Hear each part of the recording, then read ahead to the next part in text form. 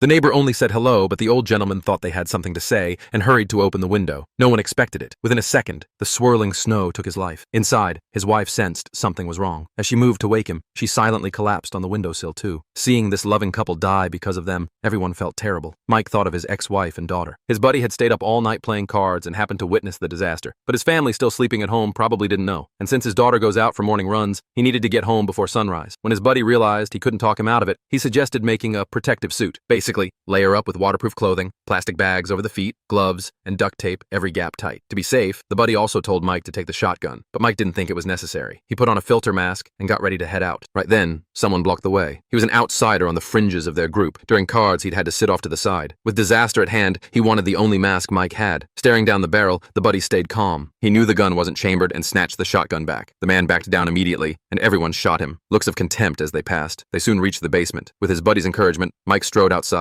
He held out his hand. Snowflakes landed on his clothes, and he felt nothing unusual. Looked like the DIY suit worked. With phone and car both useless, he had to walk 5 kilometers to his ex-wife's place. The streets were full of bodies. No wounds, no expressions of pain. No one could have imagined snow falling in blazing June, let alone that it was lethal. Then Mike heard a whistle. He thought a survivor was calling, but when he turned around, there was no one, and he wondered if his eyesight was off. He finally traced the sound to an electrician who died mid-job. At the train station, he meant to cut home along the tracks, but found a train sitting there. A brutal sight. Bodies on the rails and in the cars. They must have panicked and tried to flee, only to touch the deadly snow. As he walked, he suddenly heard tapping on glass. He turned and saw something even worse. People inside a train car staring right at him. He couldn't hear them through the glass, but he knew they were begging for help. He couldn't harden his heart and walk away. Maybe the little he knew could offer some comfort. He went to the car and told the survivors he was alone, but if he met anyone else, he'd tell them about this car. They wouldn't listen. He thought for a moment, took off his backpack, and decided to do what he could, at least give them some water. When he opened it, besides survival gear, there was a handgun inside. His buddy must have slipped it in. Mike shook his head, still tossed a bottle of water toward the window, and promised to go get help. None of it calmed them. As he left, they pounded the glass like crazy, trying to get out. He'd done what he could, and with their shouts behind him, he walked away without looking back. After who knows how long, he finally reached his ex-wife's building. Just inside the entryway lay a strange little dog's body, a helmet on its head, plastic bags strapped all over. Someone must have used it for testing. Farther in, he heard hammering. Were there survivors in the building? One floor up, he found a few people prying a lock. Looting had already begun. Another floor up to the second floor. Many held candles, eyes shut, praying in unison for the disaster to pass. Mike didn't linger. When he finally reached his place, he got uneasy. The door was ajar and unlocked. Someone had gone out. He called his daughter's name, but no answer. He searched everywhere. No sign of her. Staring at her photo, Mike regretted going to play cards. Suddenly there was a noise outside. He rushed out and saw a stranger stealing. The man said he knew nothing, just that someone sent him to pick up medicine. 2 neighbors burst in, asked Mike to let him go, and explained Mike's ex-wife had sent him. Hearing she was safe, Mike let him go. The stranger noticed snow on the back of Mike's hand, and Mike realized the snow on the ground wasn't hurting him. Apparently, once it lands, it's no longer toxic. His ex-wife hurried back with bad news. She first asked the 3 neighbors to step out, then said their daughter